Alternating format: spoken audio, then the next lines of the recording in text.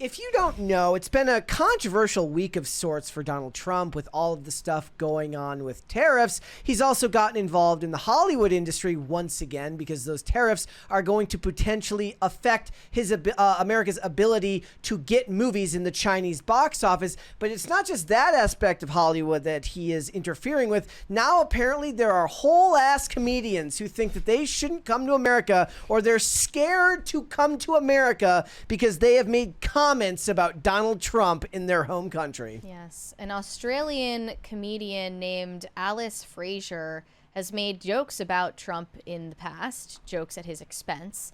And she says in a recent interview with The Guardian that she was given legal advice not to go on a planned trip to New York because I guess that she would be stopped from entering the country. Is the idea here she would that be banned from the U.S. for making fun of our president? I mean, I'm seeing people saying that they need to deport Elon. Those seem like the people that want to deport people to me. Well, isn't Elon already a citizen? I don't think they care. I don't think they care. Okay, they want to deport him anyways. Yeah, so she said that she was planning to visit for work, right? She wanted to get an OB1 visa. So she says she had canceled a planned trip to the U.S. after receiving advice that she could be stopped at the border due to her previous jokes about the Trump admin. She was due to head to New York in the first week of May to promote her recently published book. She planned to apply for an O1B visa, which permits comedians to live and work in the U.S. if they demonstrate extraordinary ability in the arts. But now that we've heard that, maybe we should take a look at an example of her extraordinary ability. Can somebody also tell me who she looks like? She does look familiar. I can't place it, and it's been bothering me all day. I thought the same thing. I can't place it. Gosh. Okay, all right. Let's listen we got a 20 here real from quick. the Manic Mustache. The Manic Mustache said, late as usual, but apropos to Johnny losing his blaze, I have never catcalled a lady, but my mustache catcalled an undercover cop back in 97. She thought it was cute that a 12-year-old had such outspoken facial hair. STMF. Stay toxic, my friends. It was like, what was it the other day when I sent you the article about how they're getting rid of the bikini portion of beauty pageants. Instead, they're going to show how good they are at CPR. Yeah.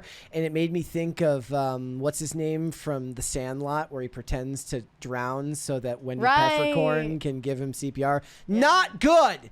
That is assault, gentlemen. You can't do that. I'm trying to figure out who this is too, but this is her extraordinary work on stage. Please tell me who she looks like. And this is the O1B visa. This is who it's for. Betty Gilpin. That might be right. Okay, let's listen to this. Men are rational and women are hormonal. Men are rational, women are hormonal. I'm like, mate, you know you have hormones too. Like, of course, women have hormones. Men also have. If you do not believe that men have hormones, wait outside a pub on a Saturday night.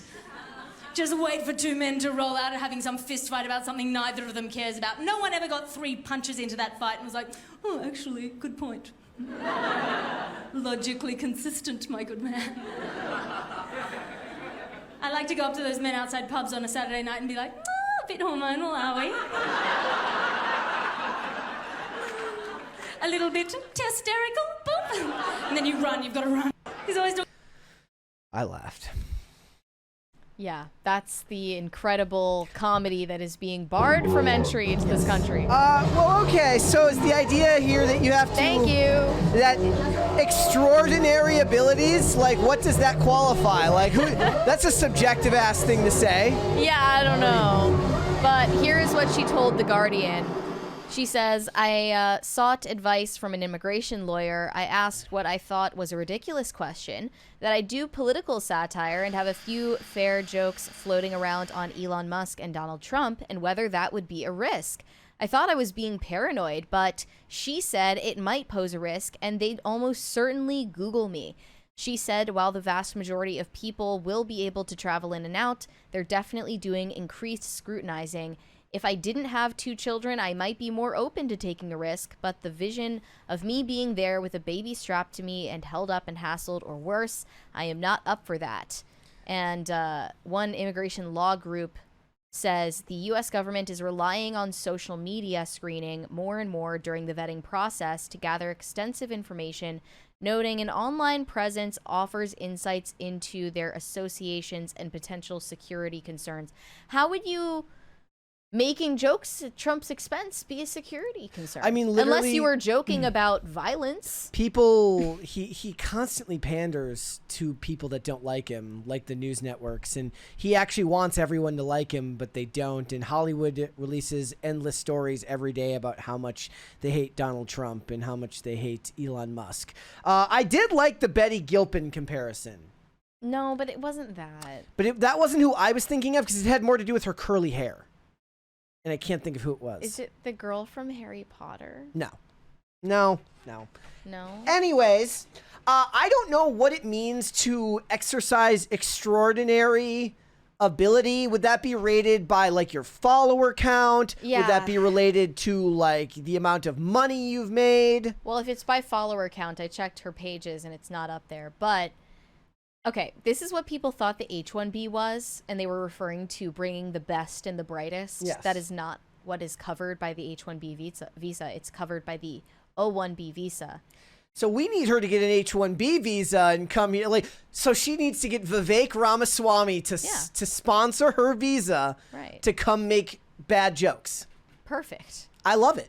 I mean, okay, I just think that women get a lot of shit for like not being good at stand-up comedy, as if that's the only form of comedy. No, they're the best satirists there are online. Yeah. Me and you have had this discussion Yeah. endlessly. Like, the best satire on Instagram is done by women. There are plenty of funny women who just do basically skit content online, and they don't thrive in the stand-up comedy space.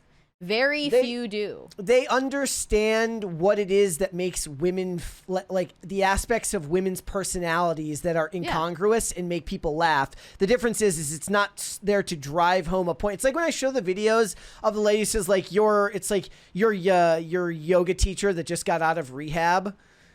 There's something that you just innately understand about the type of woman that she's portraying. Because they're good at reading people. Correct. And that could be valuable for stand-up comedy, but as you could see from that clip, I mean, all she was doing with that one bit is saying that men are emotional and women aren't. And I will tell you right now that the reason that articles like this are getting made has nothing to do with caring about this woman, and more to frame Donald Trump as somebody who would potentially silence dissenters because they want to create a form of mass hysteria. No, there's no evidence Correct. to suggest that. Which makes me laugh.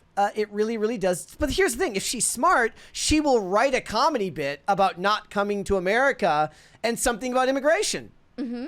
If she's smart, if she knows what she's doing. But look, just make it up. Just lie. It gets worse. It's really, really funny, too, because so after Trump put the tariffs in place on China, China has decided, they didn't give an exact number, but they did say that they're going to moderately reduce the amount of American movies. So right now, James Cameron is probably paying out of pocket to make sure that Avatar, Fire and Ash. I almost said Fire and Ice. Sorry, George R.R. Martin can't get his damn book done. Winds of Winter. So he's going to make sure that Avatar comes out because they need that money from Avatar. And I was actually reading some articles earlier about when we were covering the stuff on King of Kings, because they were talking about like, why are you covering this stuff about King of Kings and not the stuff about the tariffs potentially affecting box offices in China?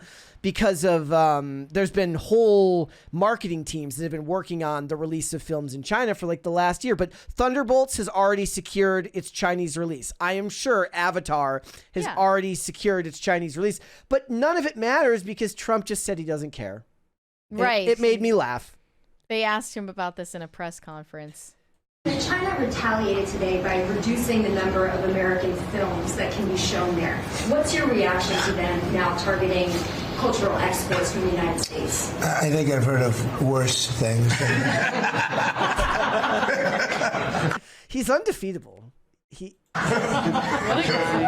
He doesn't care. Like, every time that I see a clip of him, my love just swells in my chest all over again. I like I said, he brings out my worst. He brings out my worst instincts, which is like, I love how much he much in the way that I love David Zaslav, because everybody in Hollywood hates David Zaslav because he's no nonsense. He's cutting budgets. He's saving his studio money, and he makes all of the pretentious art nerds angry. And I love that. Like, I love that for him and myself. Like, just today, they released like the numbers. Let me see if I can even pull it up here about like David Zaslav's new contract. So he gave himself a raise, right? I mean, I'm sure it's approved of by the board. But yeah, the threat that China was going to completely boycott Hollywood and not import any U.S. films was just that. It was just a rumor. They put out an official statement from the China Film Administration saying the wrong action of the U.S. government to abuse tariffs on China will inevitably further reduce the domestic audience's favorability towards American films.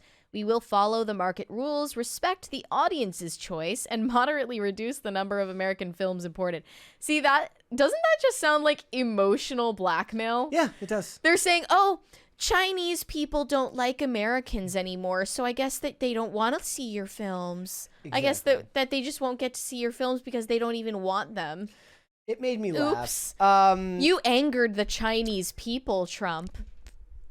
It's a weird way to word it. So here's the thing. Last year in China, they brought in $585 million, which comes out to about 3.5% of their $17.71 billion Chinese box office.